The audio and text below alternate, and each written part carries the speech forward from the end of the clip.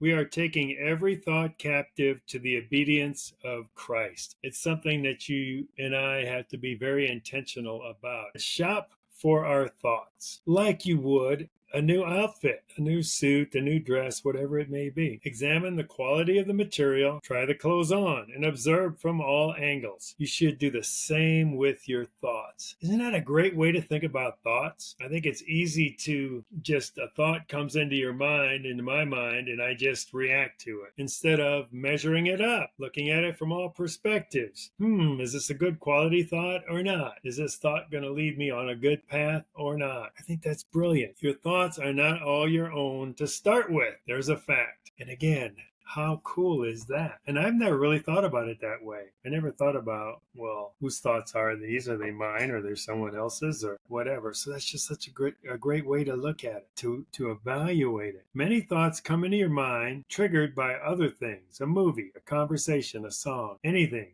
really. Just because a thought is in your head, it doesn't make it yours. Boom. You're not required to buy it. Just because a thought is in your head, it does not make it yours. You have to intentionally buy it, just like you would that suit or that piece of clothing. So there has to be some intentionality with thoughts. I think this is brilliant. I love it. Only buy what thoughts work best for you. That's it. So if a thought is taking you down a rabbit hole, if a thought is getting you into the what if this, what if that, that's not going to serve you. Get rid of it. Don't buy it. You are in control of your thoughts, not the other way around. So it is really about taking charge of your thoughts and understanding that they aren't just, if I let them randomly come into my head and then start to influence what I do, how I behave, not good. Thought doesn't fit your authentic self, release it.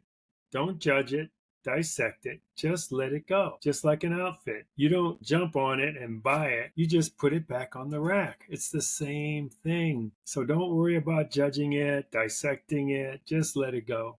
If it doesn't fit who your authentic self is, who is a child of God, created for love and abundance and joy and peace and all those things, just put it back. If it's going to lead you to a place potentially that is going to be conflict or divisiveness, put it back. It's amazing how many thoughts pass through our minds at any given time. The sheer number can become destructive. So think about this. This is another great point. Our bodies view multitasking as a threat. When we do it, it raises our threat response system biologically. So you can't allow too many thoughts to remain in your mind, or you raise your threat response systems secreting stress hormones. Wow. So that's why it is so important. What I learned here, it's so important. If a thought comes in, don't dissect it. If it doesn't serve your authentic self, get rid of it.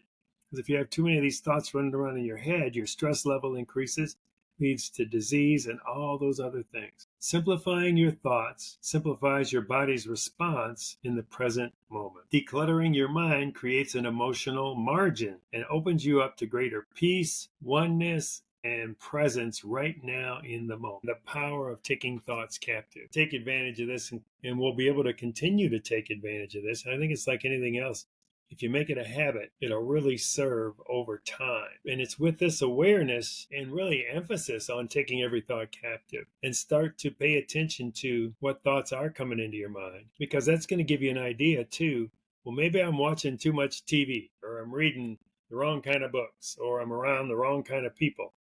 If these kinds of thoughts are popping in my head, what are the thoughts? Are they not of your authentic self? So then you have to think about, where am I getting them? But before you even think about that, just get rid of them. Take them captive to Jesus and say, Jesus, you take this away. Don't want it. Don't need it. Take it away from me. So beautiful. Subscribe with the notification bell to receive regular updates. If you found this video helpful, hit that like button to see more like it. Comment down below. This can be with questions or answers to a question you ask.